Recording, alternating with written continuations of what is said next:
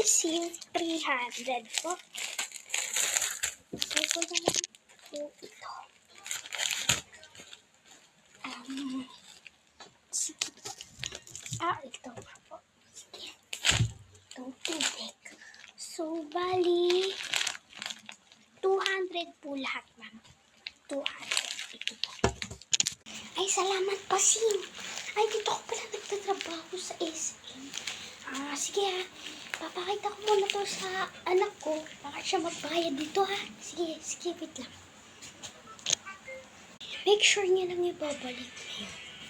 Ay, naku po. Tanang ako siya.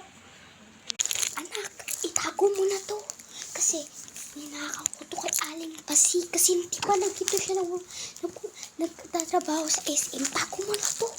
Ay, natago ko na. Dito ko kaya itago sa gilid. Kaya hindi niya nakakita yun sa bag. Tara, alis na tayo. Sige, tara na. Ay, ma'am, kailangan po natin i-scan ng inyong bag kung make sure kung may nabili po tayo. Okay, pero aka na po yung resibo. Tatak-tak na lang natin. Tatak-tak na lang. Ay, naglakot tayo. Wala tayong resibo pala. Kailangan palang resibo. Payadan mo na nga ito kay Pasi. Nakakainis naman ito. Oh, sabihin mo, magkano ba ito? 200? Oh, itong 200. Bilisan mo na. Para makalabas na tayo. Papayad pa. Magnanakaw nga lang. Minsan na nga aswag magnanakaw. Oh, may Diyos ko. Sige po. Hindi na po kayong umalis.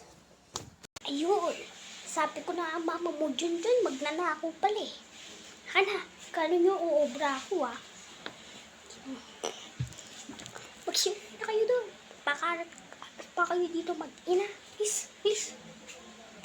Part 2 from Ella Boris Mika.